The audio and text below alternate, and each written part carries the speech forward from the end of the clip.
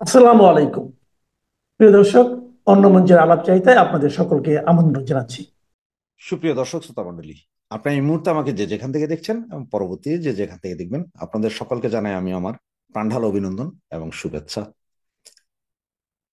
আজকে আপনারা এতক্ষণে হেডলাইন এবং ব্যানার দেখে বুঝতে পারছেন যে আমি বলতে চাচ্ছি যে অজিত দোভাল আমাদের খলিলুর রহমানকে 15 দিনের সময় বেঁধে দিয়েছেন। তো 15 দিনের সময় আসলে কি কারণে বেঁধে দিয়েছেন, কি জন্য বেঁধে দিয়েছেন, সেই বিষয়টাতে আলোচনা করার আগে আপনাদের সামনে আমি জাস্ট তিনটা বিষয় নিয়ে একটু একটু করে কিছু জিনিস একটু বলি।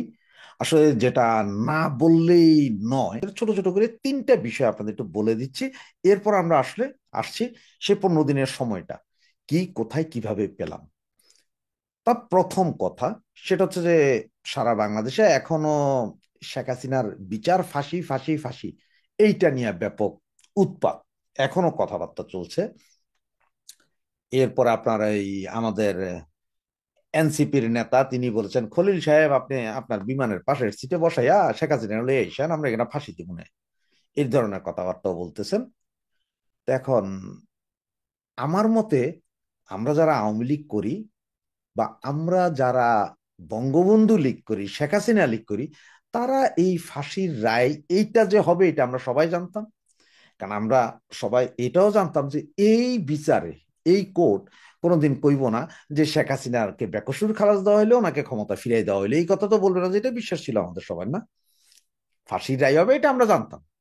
এবং ফাঁসির রায়, তবে একটা জিনিস অবাক হয়েছি আমি, সেটা কি জানেন, যে ফাঁসির রায়টা এইভাবে দেওয়াতে একটা অবাক হয়েছে। আমি কি মনে করছিলাম আপনাদের একটু বলি ভাই, মাইন্ড করেন না তো। আমি ভাবছিলাম যে তারা একটা ফাঁসির রায় দিবে যে শেখ হাসিনাকে ফাঁসি দেওয়া হইলো, তবে ওনার ফাঁসিটা হইতে হবে শাহবাগের মোড়ে, সেইখানে ওনাকে ফাঁসি দেওয়া হবে। এরপরে ওনার শরীরের কাপড় চোপড় খুলিয়া, সমস্ত বস্ত্র খুলিয়া সেইটা নিয়ে আমরা টুপি টাপা পইরা একটা মিছিল করব, এই কাপড় দেখাইয়া এবং সেই দেহটা দেখাইয়া আমরা নারকীয় একটা মিছিল করব, এর কাছে আল্লাহর কাছে শুক্রিয়া আদায় করব, নামাজ পড়ব বাইতুল মোকাররমের সামনে, এরকম রায় দিবে বলে মনে করছিলাম। ওইটা দেয় নাই, এর জন্যই মানে আমি খুব একটা হইতে পারিনি যে এটা কি রায় দিলেন, নর্মাল একটা রায় দিলেন আপনারা। তো তারপরও দিয়েছেন ওনারা। এখন আমার কথা হচ্ছে যে বাংলাদেশ সরকারের যদি ক্ষমতা থাকে, তো আমারই ধরে নিয়ে যায় দেখাক, সে তো শেখ হাসিনা। আরে শেখ হাসিনা তো বহু দূর কি বাধে, তাদের হেডাম বা ক্ষমতা থাকলে আমার এটা, ওই যে বিশ্বসংঘের একটা পশম ছিঁড়া নিয়ে দেখাক, যে আমার এই দেশ থেকে একটা পশম ছিঁড়া নিয়ে দেখাইছে, আর তারা শেখ হাসিনা।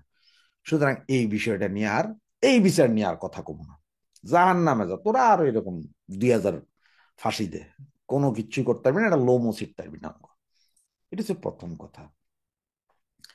আর দ্বিতীয় বিষয় যেটা, সেটা হচ্ছে যে আপনার এই যে আজকের যুগান্তর যারা পড়েছেন, জাস্ট আজকের যুগান্তর যারা পড়েছেন তারা হয়তো জানেন, এটা রিপোর্ট হয়েছে যে আবার সে একই কথা, রিফাইন্ড আওয়ামী লীগ। তো এবার দেখাইছেন কারা, কাদেরকে রিফাইন্ড আওয়ামী লীগ, শিরিন শারমিন চৌধুরী, যিনি আমাদের স্পিকার, ওনাকে আসলে অনেকদিন কেউ জানেও না। তবে আমরা যতটুকু জানি ওনাকে সেনাবাহিনীর নিরাপত্তা হেফাজতে রেখেছেন, কারণ হচ্ছে যে পরবর্তী সংসদ হইলে সংসদ সদস্যদের তো পড়াইতে হবে, শপথ তো নয়, তবে এই জন্য নাকি ওনাকে সেনা ক্যাম্পে রেখেছেন অথবা সরকার কোনো জায়গায় রেখেছেন, সেটা জানি না, আসলে সঠিক জানি না, সেই জন্য বলতেও পারছি না। তো এখন বলা হচ্ছে যে আজকের যুগান্তর যে শিরিন শারমিন চৌধুরী আসতে পারেন, অথবা আইবি রহমান আসতে পারেন, অথবা সাবের হোসেন। তো গত মাস দেড় মাস আগেও সাবের হোসেন চৌধুরী নিয়ে একটা কথা হয়েছিল, কিন্তু সাবের হোসেন চৌধুরী নিজেও বলছেন যে আমি শেখ হাসিনা বিহীন অন্য কিছু চাই না, এখানে হবে না। আর আইভি রহমান তো বর্তমানে ভিতরেই আছেন, সুতরাং এটা কি, শিরিন শারমিনের কথা কেউ জানেই না গত 14 মাসে উনি কোথায় আছেন, সুতরাং কিভাবে কি। তো আমার কাছে যতটুকু ইনফরমেশন আছে, দেখেন ইনফরমেশনটা মিলাইতে পারেন কিনা। আপনাদের মনে আছে যে শেখ হাসিনা যখন স্বদেশ প্রত্যাবর্তন হলো, প্রথমবার বাংলাদেশে ফেরত আসলো সেই 81 সালে, তখন মোটামুটি সবাই একরকম ছিল। এরপরে আপনার 87-88 দিকে যায়া আওয়ামী লীগ, এই আব্দুর রাজ্জাক গ্রুপ, ওনারা একটা ডিভাইডেশনে গেলেন। তখন সেখানে অনেক চেষ্টা করছে দলটারে ভাইয়েন না, এক জায়গায় রাখেন। আর এই আব্দুর রাজ্জাক গ্রুপ কারা তো জানেন, বাকশাল। এরা 91 ইলেকশনে আওয়ামী লীগ হারার পেছনে এই বাকশালীটা কাজ করছে। আর এই বাকশালী গ্রুপটা কারণে তখন আওয়ামী লীগ বিভিন্ন আসনে হারছে।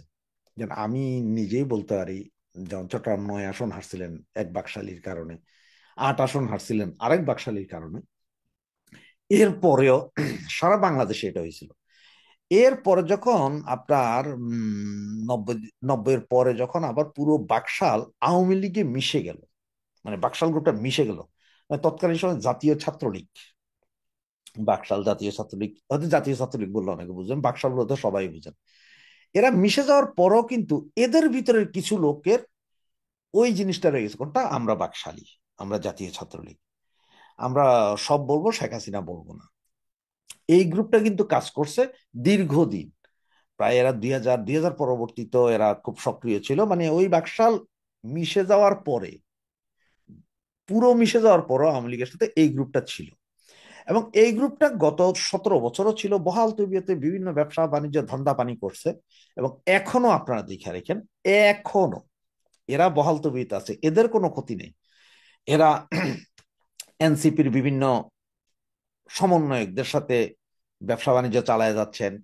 এরা আপনার বাংলাদেশ থেকে দুবাই যাচ্ছেন, কেউ কেউ আমেরিকা যাচ্ছেন, সৌদি আরব যাচ্ছেন, সেখান থেকে আবার বিমানবন্দরে দিয়ে আসছেন যাচ্ছেন। এদের কিন্তু কেউ একটা পশমও ছিল না, মানে এরা সবকিছু আছে।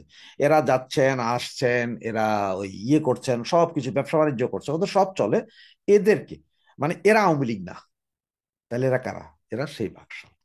এই গ্রুপটা অলরেডি 6 জন ব্যক্তি ঢাকা এবং চট্টগ্রাম মিলে কলকাতায় গেছিল যে একটু কথাবার্তা বলবে আপার সাথে।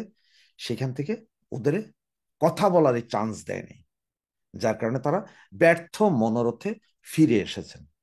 এবং এই গ্রুপটাই দেখবেন সব সময়, এই গ্রুপটা আওয়ামী লীগের ভেতরেও আছে, ছাত্রলীগে আছে, যুবলীগে আছে, মহিলা লীগে আছে, মানে সব জায়গায় আছে। এবং কোনো কোনো জায়গায় তো দেখবেন যে এই গ্রুপটা খুব ভালো পজিশনে আছে, এবং এরা নিশ্চুপ, এবং এরা বাকিদেরকেও নিশ্চুপ থাকার জন্য প্ররোচনা চালায়। এই গ্রুপটাই আছে, এরাও চেষ্টা করেছিল। তো এই গ্রুপটার কারণে, এবং এখন যে 3 জনের নাম বললাম, যুগান্তর, এটা আমার কথা না, যুগান্তরের পত্রিকাটা পড়লে আপনারা পাবেন।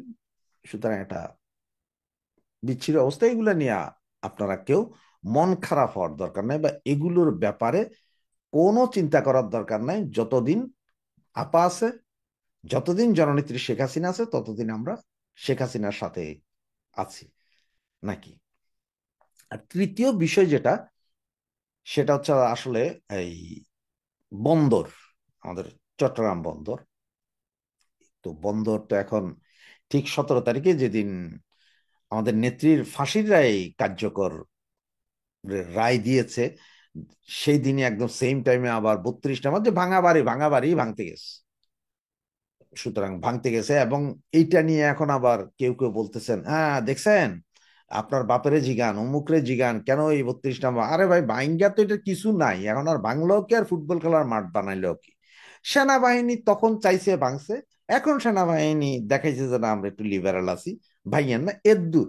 এইটা নিয়ে অতি আপনাদের একদম সেনা প্রধান, সেনাবাহিনী দেখেন ভাঙতে দেয় নাই, আমেরিকান চাপে ভাঙতে দেয় নাই, এইসব হাইপ তোলা লাভ নাই। তার কারণ কি জানেন? এই কথাটা বলার কারণ কি, সেটা হচ্ছে যে আপনার, তাও আজকেরই ঘটনা, সেটা হচ্ছে যে আমাদের মান্যবর সুধী ইউনূস ওই সেনাবাহিনীর একটা প্রোগ্রামে গিয়েছিলেন গতকাল। সেই প্রোগ্রামে গিয়ে উনি বলেছেন যে জুলাই গণ অভ্যুত্থানের সাথে সেনাবাহিনী সবচেয়ে বেশি শক্তি, যে সেনাবাহিনীর কারণেই এই অভ্যুত্থান বা এই সরকারকে দ্রুত পতন করার সম্ভব হয়েছে। বুঝছেন কে বলতেছে এটা? ডক্টর মোহাম্মদ ইউনূস তিনিই বলছেন এই সেনাবাহিনীর কারণে এই সরকারের পতন ঘটানো সম্ভব হয়েছিল। তার মানে কি, সেনাবাহিনী যে, আমরা এতদিন যারা বলছি সেনাবাহিনী পিছিয়ে ছিল, অনেকে বলছে যে না না না না, এইভাবে বললেন না ওইটা, সেটা আজকে ডক্টর ইউনূস ওপেন মুখে স্বীকার করে দিলেন যে সেনাবাহিনী করেছে কাজ। তো এই ছিল 3টা। তো এখন আসা যাক, সেই আপনার 15 দিনের কি বিষয়। আপনারা জানেন যে গত পরশুদিন রাতেই আপনার খলিলুর রহমান, আমাদের নিরাপত্তা উপদেষ্টা, উনি ইন্ডিয়াতে গিয়েছেন। তো উনি ইন্ডিয়াতে যাওয়ার কারণ হচ্ছে যে এই ওনাকে কেন পাঠানো, এর আগে আরেকজনের নাম প্রস্তাব করা হয়েছিল, কিন্তু সেই ব্যক্তিকে ইন্ডিয়া অ্যাকসেপ্ট করে নাই।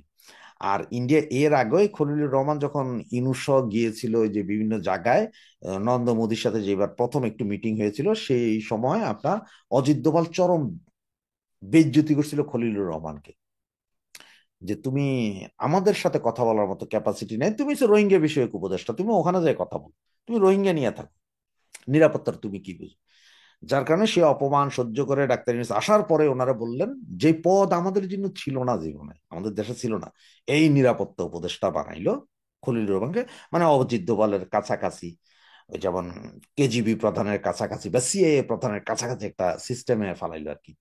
তো সে খলিলুর রহমান আসলে মূলত ইউএসএ ছিল বা কাতার ছিল বা ইউএসএ ছিল, এরকম কিছু একটা হবে। মানে উনি তার আগে, বাংলাদেশে আসার আগে আপনার ওই আমেরিকাতে যাইয়া ওনাদের যে 3 বাহিনী প্রধান, যে ইন্ডিয়ান যে মহিলা, এখন বর্তমানে কি জানি নাম, ভাই নাম আমি মনে রাখতে পারিনি ভাই, মাপসাই আপনাদের কাছে, বয়স হয়ে গেছে, নাম মনে থাকে না। ওই যে মহিলা যিনি আছেন ইন্ডিয়ান বংশোদ্ভূত, ওনার সাথে কথা বলে এসেছেন। তো ওনাকেও নাকি বলেছেন যে মানে উনিও এই ইউনূসের ব্যাপারে, মৌলবাদীর ব্যাপারে কথা বলেছেন, কিন্তু আসলে কি কথা হয়েছে সেটা জানি না। তবে এতটুকু জানি যে মৌলবাদ নিয়ে বা বাংলাদেশের সিচুয়েশন নিয়ে কথা হয়েছে। এরপর উনি কাতার থেকে ঢাকায় এসে আপনার ইয়ের সাথে কথা হয়েছে, কি বলে, আমাদের ইনুস কাকার সাথে একটা বৈঠক হয়েছে জাস্ট 12 মিনিটে। সেই বৈঠক শেষ করে ওখান থেকে সরাসরি উনি বিমানে চেপেছেন। সেই বিমানে উনি দিল্লি গিয়েছেন একদিন আগে। তার কারণ কি জানেন, ওনাদের যে জিও লেটার, সেখানে নাকি লেখা হয়েছে যে আজকে মিটিং আছে, মিটিং এর পরেও একটা টাইম দেওয়া আছে, 4টা বা 5টার সময় ওনার ফ্লাইট দিতে হবে, ওনার ফেরত আসতে হবে, বেশি থাকতে হবে না। যার কারণে সম্ভবত একদিন আগেই উনি চলে গেছেন, যে ভাই টিকিট চেঞ্জ কর, একদিন আগে যাইগা। ওখানে দিল্লিতে গেলেন। তো দিল্লিতে ওনাদের জন্য যে হোটেল রুম বুক করা ছিল, দিল্লিতে আপনার 3টে রুম বুক করা ছিল, খুব কস্টলি হাই ক্লাস রুম, ওখানে উঠেন নাই, উনি ওই হোটেলে উঠেন নাই। উনায় এখন যা বলা হচ্ছে যে উনি সম্ভবত আপনার এই ইন্ডিয়ায় নিযুক্ত বাংলাদেশের রাষ্ট্রদূতের বাড়িতে উঠেছেন বা কোথাও উঠেছেন। এইটা আসলে এখন কেউ আমরা বলতে পারি না যে আসলে কোথায় উঠেছেন। তো ওখানের পরে উনি ওই দিন রাতে ডিনার টেবিলে, যেই ছবিটা আপনার ব্যানারে দেখছেন, ডিনার টেবিলে অজিত দোভালের সাথে কথা হয়েছে। সেখানে নাকি অজিত দোভাল সরাসরি ওনাকে আপনার ইয়ে দিয়েছে, যে একটা কথা বলেছে যে বাংলাদেশে ওই যে দিল্লিতে যে ইয়েটা হয়েছে, দিল্লিতে যে বোম ব্লাস্ট, এইটার সাথে বাংলাদেশে কে কে জড়িত বা বাংলাদেশের কারা কারা জড়িত এবং কে কে ছিল, সেগুলো উনি বলেছেন বলে একদম কনফার্ম নিউজ। কে কে জড়িত সেটা আমি এর আগের ভিডিওতে বলেছিলাম, তারপরে আপনাদের সুবিধা তা আবার বলি, যারা শুনেন না শুনে নেন। সেখানে যেটা পাওয়া গেছে, এটা বিভিন্ন মিডিয়াতে এসে গেছে অলরেডি, এবং ইন্ডিয়ার 4টা গোয়েন্দা সংস্থার রিপোর্টও নাকি সেম, এটা আসবে হয়তো আপনারা জানবেন, যে জুবায়ের আহমেদ চৌধুরী হিজবুত তাহরির ঢাকা প্রধান, এবং ইব্রাহিম ইলাহি জাহির পাকিস্তানের জামিয়াতে মারকাজি আল ইহাদ নেতা। শালার এইসব হারামচোদা সংগঠনের নামও আমার ফরতারি না ভাই, কি নাম। এরপরে ডাক্তার নাসিরুল গনি, যেটা আমাদের স্বরাষ্ট্র মন্ত্রণালয়ে চাকরি এখন আছেন, যিনি সচিব, মানে এটা হোম অ্যাফেয়ার্স স্বরাষ্ট্র সচিব যিনি, উনি মোহাম্মদ আজিজ, ঢাকা নর্থ সিটি কর্পোরেশনের মেয়র মোহাম্মদ আজিজের কথা বলছেন, এবং আপনার আনসারুল্লাহ বাংলা টিমের 2জন, এবং সুমন আহমদ বিস্ফোরক বিশেষজ্ঞ, এরা ছিল পাকিস্তানের আপনার ওই যে লস্করি তৈয়বার প্রধান নেতা, এরা ভিডিও কনফারেন্সে কথা বলেছেন। আপনার ওই যে আমাদের যে এখন যে স্বরাষ্ট্র সচিব আছে, এ তো যখন নিয়োগ পাইছে তখনই পেপার পত্রিকায় লেখা হয়েছে যে এই হিজবুত তাহরীর সাথে যুক্ত ছিল। এবং নর্থ সিটি কর্পোরেশনের যেই লোক, ওই যে হিজবুত তাহরীর আরেক নেতা, নর্থ সিটি কর্পোরেশনের যে মেয়র এখন, সেও সেম, মেয়র তো না, ও প্রশাসক আর কি, সেও সেম। এদের ব্যাপারে অনেক লেখালেখি হয়েছে বাংলাদেশের পত্রপত্রিকায়, এরা এই ঘটনায় নাকি এখন জড়িত। এটা একটা 100% প্রমাণ আছে, যেই কথাটা আপনার অজিত দোভাল ইয়েরে বলছে, খলিলকে বলছে। এছাড়াও খলিলকে 42টা স্পট, 42 স্পট, 42টা স্পটের কথা বলেছে, যেগুলো বাংলাদেশের ভিতরে। রাজশাহীতে আছে, খুলনাতে আছে, রংপুরে আছে, যশোরে আছে, ঢাকায় আছে, চট্টগ্রামে আছে, কক্সবাজারে আছে। পুরো বাংলাদেশে 42টা স্পটের কথা বলেছে, যেখানে সন্ত্রাসী ট্রেনিং দেওয়া হয়, যেখানে সন্ত্রাসীদের গোপন মিটিং করা হয়, যেখানে বিভিন্ন এই জামাতুল মুজাহিদিন, তারা আল কায়দা, অমুক তমুক যা আছে, ইসলামী সংগঠন যতগুলো আছে, সন্ত্রাসী সংগঠন, এগুলো সবগুলোর ঘাঁটি বাংলাদেশে এখানে আছে। এবং এদের সবাইকে প্রশিক্ষণ দিচ্ছে আইএসআই, পাকিস্তানি ইন্টেলিজেন্স সংস্থা প্রশিক্ষণ দিচ্ছে। ভিডিও ফুটেজ সহ নাকি দেওয়া হয়েছে, এবং বলা হচ্ছে যে 15 দিন সময় দেওয়া হয়েছে কাকে, আপনার আমাদের খলিলকে, যে 15 দিনের ভিতরে যদি এগুলোর অ্যাকশন, মানে যেটা দেখার মতো অ্যাকশন যদি না হয়, তাহলে যে কোনো মুহূর্তে ওনারা আইসা ওনারা ওনাদের অ্যাকশন করে যাবে, তখন কেউ কিছু বলবে না। এই যে ইন্ডিয়ার এই বোমা হামলায় যে আপনার জড়িত কে, বাংলাদেশ যে জড়িয়ে পড়েছে, এটা কিন্তু আপনারা গতকালকে এই 2-3টা মিডিয়ায় সজীব জয়ের কিছু কথাবার্তা, ইন্টারভিউতে আপনারা দেখেছেন যে সে নিজেও বোল্ডলি বলেছে। এবং একটা জিনিস সজীব জয় বলেছে, যে ইন্ডিয়ান গভর্নমেন্ট এবং যুক্তরাষ্ট্র মানে আমেরিকান গভর্নমেন্ট উভয়ই চিন্তিত বাংলাদেশের মৌলবাদীদের এই উত্থান এবং এইসব জঙ্গি কর্মকাণ্ডে। এটা কিন্তু একটু খেয়াল করেন যে কর্মকাণ্ডে এটা জড়িত। এবং একটা মজার বিষয় বলি, গত 15 বছরের মধ্যে লাস্ট 3-4 বছর, মানে আমাদের শেখ হাসিনা সরকার বা আওয়ামী লীগ সরকারের লাস্ট 3-4 বছরের মধ্যে, ডোনাল্ড লু, ডোনাল্ড লু নামে একজন ছিলেন না, ওই যে এশিয়ান বিষয়ক যে ছিলেন, যার দায়িত্বে ছিল বাংলাদেশ, ইন্ডিয়া, পাকিস্তান, ভারত, শ্রীলঙ্কা, নেপাল, ভুটান, এগুলার জিও পলিটিক্স বা ইয়েটা যে দেখতেন, সে ডোনাল্ড লু। মানে যার কথা বলা হয়, যার কথা কয়েকদিন আগেও পত্রিকাতে আসছে, যে সেনাবাহিনীকে বলেছিলেন যদি তোমরা ছাত্রদের পক্ষে দাঁড়াও, তাইলে ছাত্রদের পক্ষে না দাঁড়ান, গুলি করেন, সরকারের পক্ষে দাঁড়ান, তাহলে আপনাদের জাতিসংঘ বাহিনী থেকে বাইর করে দিব, স্থগিতাদেশ দিব, এই সে এগুলো বলছিলেন, মনে আছে?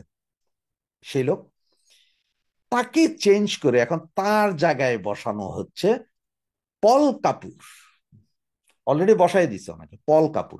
এই পল কাপুরটাকে, পল কাপুর হচ্ছে যে অরিজিনালি ইন্ডিয়ান বংশোদ্ভূত, তার জন্ম দিল্লিতে, তার পড়ালেখার অনেকটাই দিল্লিতে হয়েছে এবং এরপরে আমেরিকাতে।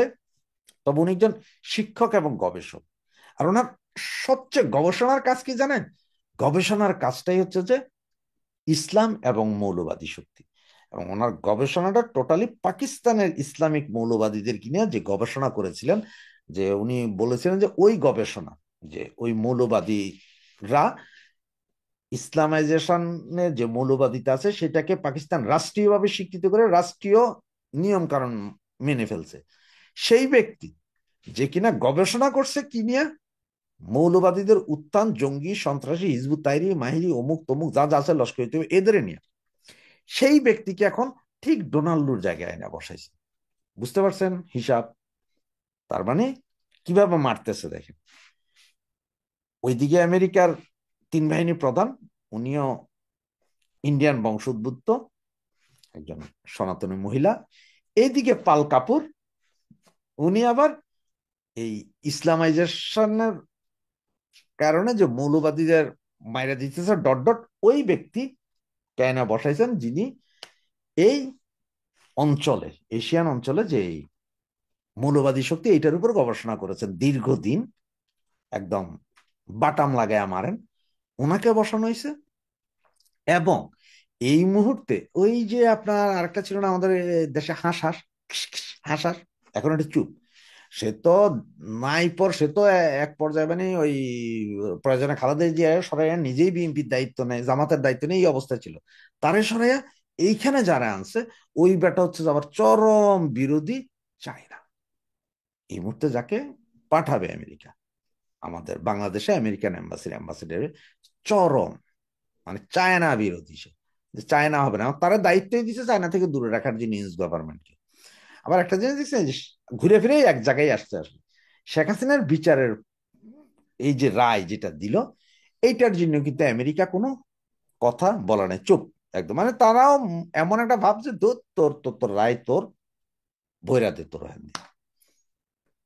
আবার আমেরিকান বিভিন্ন যে সংস্থাগুলো আছে, মানবাধিকার সংস্থা, ওরা ঠিকই সবাই চিল্লাইতেছে। যেমন আজকে অলরেডি ইউরোপিয়ান ইউনিয়নের 5 দেশের যে সংস্থা আছে, মানে ইউরোপিয়ান ইউনিয়ন চলেই এদের উপরে, এরা আজকে বিবৃতি দিয়ে বসছে। জার্মান, বেলজিয়াম, ফ্রান্স, ইংল্যান্ড, এরকম 5টা বড় সংগঠন, মানে যারা চাইলে, ওই সংগঠনগুলো চাইলে ওইসব দেশের সবকিছু নাড়াইয়া দিতে পারে কয়েক ঘন্টার ভেতরে। এই সংগঠনগুলো বিবৃতি যে এটা পুরোপুরি ফাউল। সুতরাং এই বিচার কার্য নিয়ে আর কথা বলবো না। এবং আপনারা এখন বুঝছেন যে 15 দিনের সময়, সেই কথায় আবার আসি, সেই 15 দিনের সময় হচ্ছে এই 42টা বেজ ভাঙিয়ে দিতে হবে। বাকি ওই যে 2টার কি করবে সেটাও দায়িত্ব। আর বাড়াবাড়ি করতে মানা করেছে। যদি 15 দিন, আগামী 15 দিন, তো 15 দিনও সময় পাই কিনা জানি না, কারণ আমার কাছে যতটুকু ইনফরমেশন আছে সেটা হচ্ছে নভেম্বরের 30 তারিখ পর্যন্ত সম্ভবত দেখবে। হয়তো 4-5 তারিখ থেকে, আমরা ডিসেম্বরের 4-5 তারিখ থেকে হয়তো দেখতে পারি যে কোথাও না কোথাও মরছে পড়ছে।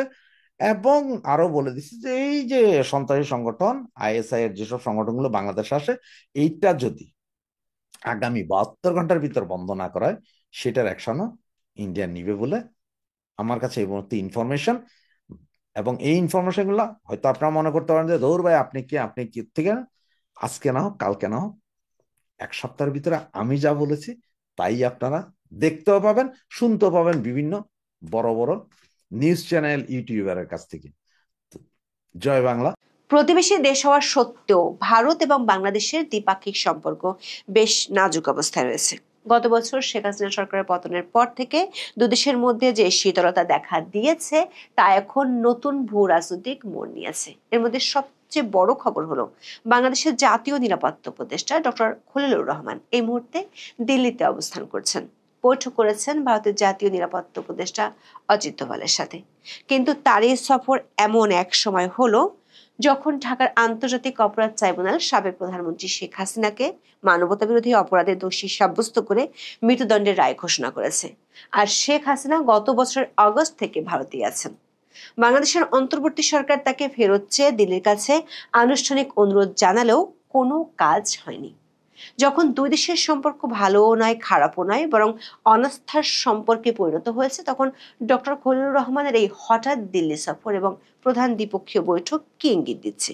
এটা কি সম্পর্কের বরফ গলানোর প্রাথমিক প্রয়াস, নাকি পর্দার আড়ালে চলতে থাকা গুরুতর নিরাপত্তা ও রাজনৈতিক সমঝোতার আলোচনা? বাংলাদেশের জাতীয় নিরাপত্তা উপদেষ্টা ডক্টর খলিলুর রহমান 18 নভেম্বর দিল্লি পৌঁছান। দৈনিক প্রথম আলোর খবরে বলা হয়েছে, কলম্বো সিকিউরিটি কনক্লেভের বা সিএসসি জাতীয় নিরাপত্তা উপদেষ্টাদের সম্মেলনে যোগ দিতে খলিলুর রহমানের বুধবার মানে 19 নভেম্বর দিল্লিতে যাওয়ার কথা ছিল। সেই পরিকল্পনা বাদ দিয়ে তিনি মঙ্গলবার অর্থাৎ 18 নভেম্বর ভারতের রাজধানী দিল্লিতে গেছেন। ভারতের একটি কূটনৈতিক সূত্র প্রথম আলোকে জানিয়েছে, খলিলুর রহমান সন্ধ্যা 6:30টার পর দিল্লিতে পৌঁছেছেন। ভারতের ইন্দিরা গান্ধী আন্তর্জাতিক বিমানবন্দরে তাকে স্বাগত জানান ভারতের জাতীয় নিরাপত্তা পরিষদ সচিবালয়ের একজন জ্যেষ্ঠ কর্মকর্তা। ঢাকা ও দিল্লির কূটনৈতিক সূত্রগুলো জানিয়েছে, সিএসসির জাতীয় নিরাপত্তা উপদেষ্টাদের 7ম সম্মেলন আগামী 20 নভেম্বর দিল্লির হায়দ্রাবাদ হাউজে অনুষ্ঠিত হবে। ওই দিন সকালে জোটের নিরাপত্তা উপদেষ্টাদের সম্মেলন শুরু হবে, আর মধ্যাহ্নভোজের পর তা শেষ হবে। ওই দিন বিকেলে খলিলুর রহমানের ঢাকার উদ্দেশ্যে দিল্লি ছাড়ার কথা রয়েছে। দর্শক, পরিকল্পনা পাল্টে একদিন আগে জনাব খলিলুর রহমানের ভারত যাওয়া নিয়ে বেশ আলোচনার জন্ম দেয়। এটা কি দুদেশের সম্পর্ক স্বাভাবিক করার কোনো ইঙ্গিত, নাকি অন্য কোনো আলোচনার সুযোগ তৈরি করা? এই জল্পনাতে যথারীতি সরগরম মূলধারার সামাজিক গণমাধ্যম। দর্শক, খলিলুর রহমানের ভারত সফরের আনুষ্ঠানিক কারণ হিসেবে বলা হচ্ছে কলম্বো সিকিউরিটি কনক্লেভ বা সিএসসি এর কথা। এটা ভারত মহাসাগর অঞ্চলের দেশগুলোর একটি বহুপাক্ষিক নিরাপত্তা জোট। এদের মূল কাজ হলো সন্ত্রাসবাদ বা সামুদ্রিক ঝুঁকির মতো সমস্যাগুলো একসাথে মোকাবেলা করা। আর বাংলাদেশ হলো এই জোটের সবচেয়ে নতুন সদস্য। কিন্তু বিশ্লেষক এবং গণমাধ্যমের খবরগুলোর ইঙ্গিত হলো সিএসসির সম্মেলন একটি উপলক্ষ্য মাত্র, বরং লক্ষ্য হলো অনেক জরুরি দ্বিপাক্ষিক আলোচনা করা। কিছু অতি গুরুত্বপূর্ণ বিষয়ে সমঝোতায় পৌঁছাতেই জনাব খলিলুর রহমান ভারত গিয়েছেন। সেটির ইঙ্গিত আরো স্পষ্ট হয়ে ওঠে যখন বাংলাদেশের নিরাপত্তা উপদেষ্টা পরিকল্পনা পাল্টে একদিন আগেই দিল্লিতে যেতে বিমান ধরেন। দিল্লিতে পৌঁছে খলিলুর রহমান ভারতের জাতীয় নিরাপত্তা উপদেষ্টা অজিত দোভালের সাথে বৈঠক করেছেন। 19 নভেম্বর তাদের এই বৈঠক হওয়ার কথা সংবাদ বিজ্ঞপ্তি দিয়ে বলেছে দিল্লির বাংলাদেশ হাই কমিশন। বিজ্ঞপ্তিতে বলা হয়, সিএসির কাজ এবং ভারত ও বাংলাদেশের মধ্যকার প্রধান প্রধান দ্বিপক্ষীয় ইস্যু নিয়ে আলোচনা করেছেন দেশ দুটির জাতীয় নিরাপত্তা উপদেষ্টারা। তবে দ্বিপক্ষীয় কোন কোন বিষয় আলোচনায় ছিল তা স্পষ্ট করেনি বাংলাদেশ হাই কমিশন। বিজ্ঞপ্তিতে আরো বলা হয়েছে, সুবিধাজনক সময়ে বাংলাদেশ সফরের জন্য অজিত দোভালকে আমন্ত্রণ জানিয়েছেন খলিলুর রহমান। বিশ্লেষকরা মনে করেন, এই ধরনের কনক্লেভে সাধারণত অনুষ্ঠানের ফাঁকে সাইডলাইন বৈঠক হয়, কিন্তু পরিকল্পনা পাল্টিয়ে একদিন আগে গিয়ে কনক্লেভের আগেই বৈঠক করাটা বিশেষ কিছুর বার্তা দেয়। 16 মাসের শীতল নীরবতার পর কেন ভারত ও বাংলাদেশ এই বৈঠক করলো আর তাতে কি কি আলোচনা হলো তা এখন গুরুত্বপূর্ণ হয়ে উঠেছে। দুই দেশের মধ্যকার সম্পর্কের ক্ষেত্রে বাংলাদেশের অন্তর্বর্তী সরকারের জন্য দুশ্চিন্তার বিষয় হলো দেশটির সাবেক প্রধানমন্ত্রী শেখ হাসিনার ভারতে অবস্থান করা ও সেখান থেকে বক্তব্য দেয়া। এই প্রেক্ষাপটে ডক্টর খলিলুর রহমানের এই সফরকে সবচেয়ে বেশি তাৎপর্যপূর্ণ করে তুলেছে শেখ হাসিনার বিরুদ্ধে সম্প্রতি ঘোষিত মৃত্যুদণ্ডের রায়। গত 17 নভেম্বর ঢাকার আন্তর্জাতিক অপরাধ ট্রাইব্যুনাল মানবতা বিরোধী অপরাধে তাকে মৃত্যুদণ্ড দেন। রায় ঘোষণার পর বাংলাদেশের পররাষ্ট্র মন্ত্রণালয় ভারতের কাছে শেখ হাসিনাকে ফেরত দেওয়ার জন্য প্রত্যর্পণ চুক্তির কথা উল্লেখ করে অনুরোধ জানাবে বলেছে। তবে এই ইস্যুতে দিল্লি তার অবস্থান পরিষ্কার রেখেছে। একাধিক ভূ রাজনৈতিক বিশ্লেষক মনে করেন, নয়াদিল্লি মৃত্যুদণ্ডের মুখোমুখি করতে শেখ হাসিনাকে বাংলাদেশে পাঠাবে এমন দৃশ্য কল্পনাও করা যায় না। বিশ্লেষকদের মতে প্রত্যর্পণ চুক্তিতে একটি ব্যতিক্রমী ধারা আছে যা রাজনৈতিক ব্যক্তিত্বের ক্ষেত্রে ব্যবহার করা হয়। নয়াদিল্লির জওহরলাল নেহরু বিশ্ববিদ্যালয়ের অধ্যাপক সঞ্জয় ভারদাস মনে করেন, শেখ হাসিনার মৃত্যুদণ্ডের রায়কে ভারত বাংলাদেশের ক্ষমতাসীন শক্তিগুলোর রাজনৈতিক প্রতিশোধ হিসেবে দেখছে। ভারদাস আরো মনে করেন, হাসিনাকে হস্তান্তর করার অর্থ হবে বর্তমানে ক্ষমতায় থাকা ভারত বিরোধী শক্তিকে বৈধতা দেওয়া। দিল্লির সূত্রগুলো বলছে, অজিত দোভাল ও খলিলুর রহমানের বৈঠকে শেখ হাসিনার বিষয়টি আলোচনায় উঠে এসেছে, কিন্তু ভারতের পক্ষ থেকে বলা হয়েছে ভারতের প্রত্যর্পণ নীতিতে মৃত্যুদণ্ড একটি জিল ব্রেকার বা চুক্তি ভঙ্গকারী উপাদান। যদিও 2013 সালের চুক্তিতে মৃত্যুদণ্ডের ক্ষেত্রে প্রত্যর্পণ নিষিদ্ধ করা হয়নি, তবে ভারতীয় সুপ্রিম কোর্টের নজির এবং আন্তর্জাতিক দায়বদ্ধতা এখানে বড় বাধা। বৈঠকে 2005 সালের একটি কেসের কথা তুলে ধরা হয়েছে ভারতের পক্ষ থেকে। সেটি হলো আবু সালেম মামলা। 2005 সালে পর্তুগাল থেকে গ্যাংস্টার আবু সালেমকে প্রত্যর্পণ করার সময় ভারত সরকার পর্তুগিজ আদালতকে একটি সার্বভৌম নিশ্চয়তা দিয়েছিল যে তাকে মৃত্যুদণ্ড দেওয়া হবে না এবং 25 বছরের বেশি কারাদণ্ড ভোগ করতে হবে না। পরবর্তীকালে যখন ভারতীয় আদালত তাকে যাবজ্জীবন কারাদণ্ড দেয়, তখন এটি নিয়ে আইনি জটিলতার সৃষ্টি হয় এবং সুপ্রিম কোর্টকে হস্তক্ষেপ করতে হয় এই বলে যে সরকারের দেওয়া আশ্বাস অবশ্যই পালন করতে হবে। ডক্টর রহমানের সাথে আলোচনায় ভারতীয় পক্ষ সম্ভবত এই নজিরটি তুলে ধরেছে। যেহেতু বাংলাদেশের ট্রাইব্যুনাল ইতিমধ্যেই শেখ হাসিনাকে মৃত্যুদণ্ড দিয়েছে, তাই ভারতের পক্ষে তাকে প্রত্যর্পণ করা আইনত অসম্ভব, কারণ ভারত এমন কাউকে এমন দেশে ফেরত পাঠাতে পারে না যেখানে তার মৃত্যুদণ্ড কার্যকর হওয়ার নিশ্চিত সম্ভাবনা রয়েছে।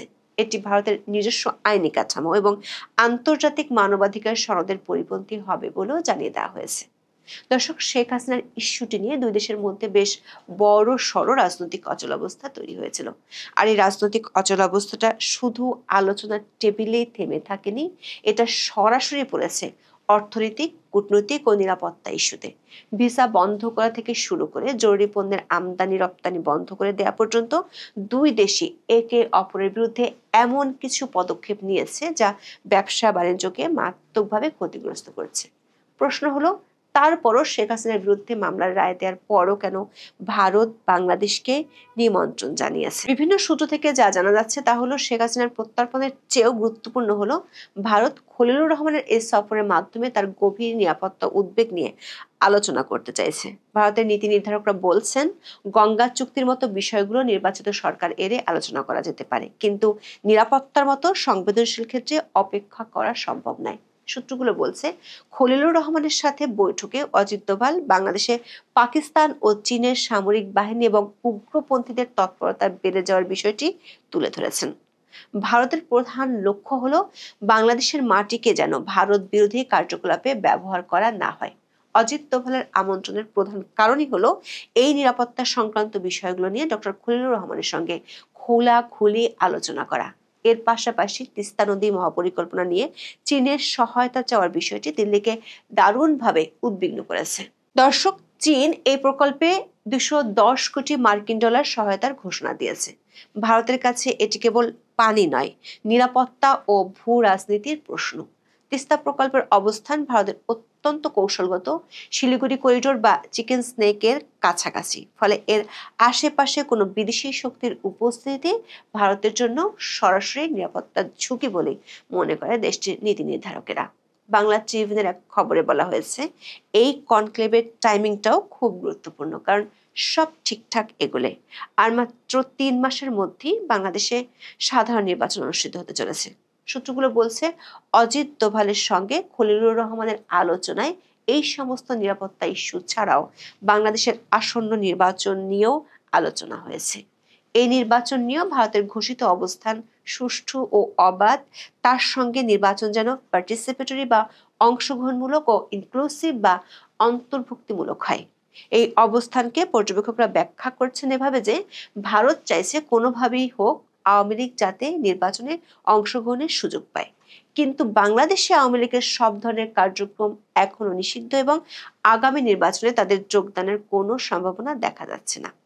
প্রধান উপদেষ্টা মোহাম্মদ ইউনূস অতি সম্প্রতি ঢাকা সফরে আসা এক ব্রিটিশ মন্ত্রীকে জানিয়েছেন, আগামী নির্বাচনে আওয়ামী লীগের লড়ার কোনো সুযোগ নেই।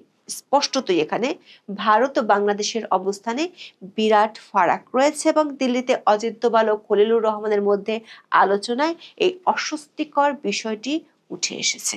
তবে এ নিয়ে দুই পক্ষ কোনো সমঝোতায় পৌঁছাতে পেরেছে কিনা তা নিশ্চিত হওয়া যায়নি। কিন্তু সমঝোতার শর্ত হিসেবে ভারত যে কিছুতেই শেখ হাসিনাকে হস্তান্তর বা বাংলাদেশের হাতে তুলে দেওয়ার দাবি মেনে নেবে না, সেটি ভারতের পক্ষ থেকে জানিয়ে দেওয়া হয়েছে। সূত্রগুলো বলছে, বাংলাদেশের জাতীয় নিরাপত্তা উপদেষ্টা ডক্টর খলিলুর রহমানের এই দিল্লি সফর একটা কূটনৈতিক প্রচেষ্টা, যার মাধ্যমে নির্বাচনের আগে ব্রেকিং দ্য আইস বা বরফ গলানোর প্রক্রিয়ার দিকে যেতে চায় বাংলাদেশ।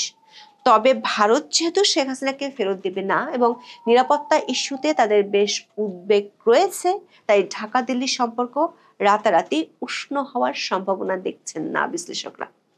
তাহলে শেষ প্রশ্নটা কিন্তু থেকেই যাচ্ছে, এই যে হঠাৎ বৈঠক, এটা কি সত্যি দুই দেশের সম্পর্কের ক্ষেত্রে কোনো নতুন দিগন্ত খুলে দিবে, নাকি এটা আসলে বড় কোনো ভূ রাজনৈতিক খেলার একটা সাময়িক চাল মাত্র? এখন এ পর্যন্ত। সবাই ভালো থাকুন, সুস্থ থাকুন, নিরাপদে থাকুন।